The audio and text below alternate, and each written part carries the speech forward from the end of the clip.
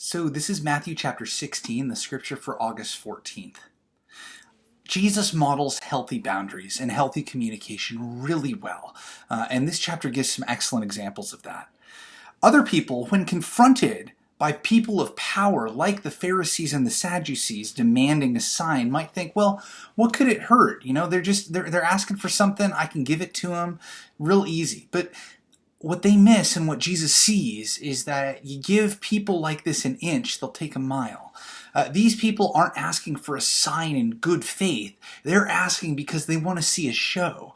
See, Jesus knows it's less about the sign and more what we have a right to expect. It's not Jesus' responsibility to convince anyone that he's the Son of God. Instead, it's his responsibility to be convincing, to make sure that anybody who's looking at his story without having a conclusion that they've already come to beforehand would have an idea that, hey, this guy's the Son of God. The Pharisees and the Sadducees had an idea they came to beforehand. Just wanted to see, hey, can we get this guy to do something for us? In other words, Jesus is not going to remove the trust factor, at least to some degree, for each of us. Jesus also, interestingly enough, doesn't use teachable moments to take pot shots. Many of you have seen this in teachers before. Some teachers would expect their listeners to read in between the lines and would be passive-aggressive in their communication, thinking, hey, you screwed this up, so now's a good time to get a lesson that indirectly has to do with that. Jesus doesn't do this. He's not passive-aggressive, nor is he aggressive-aggressive. He really just wants his disciples to understand what he has to say to them. Far more important to Jesus than making a point, taking a pot shot, is that his disciples understand the dangers of false teaching. To compromise this point, to make a silly remark about being hungry right after giving 2 miraculous feedings, that dilutes his emphasis. His emphasis here is on the poor teaching of the Pharisees and the Sadducees. It would be poor form indeed if he poorly taught about poorly teaching. Good teachers and good human beings aren't going to seek cheap laughs while discussing weighty matters. That's just not something that good teachers do.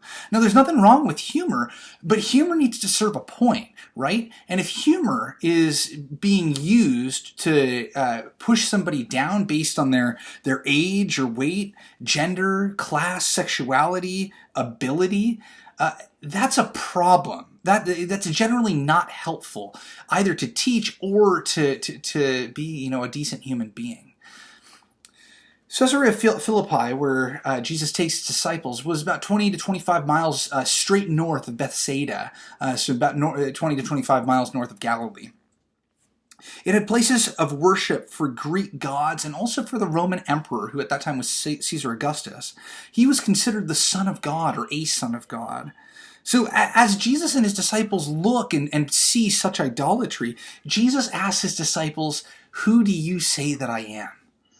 Immediately, Peter responds by giving both his Jewish title, the Messiah, and also a title that would make sense to the Greek readers, the Son of God. This directly challenges Caesar Augustus, who claimed to be the Son of God. Peter's indirectly saying, Jesus, you belong on the throne instead of this politician who's there. Responding to Peter's wordplay here, Son of God, Jesus is the Son of God, not Caesar. Jesus calls Peter a rock, and the word for rock in Greek is Petra, or Cephas, which is why we sometimes hear Peter called Cephas.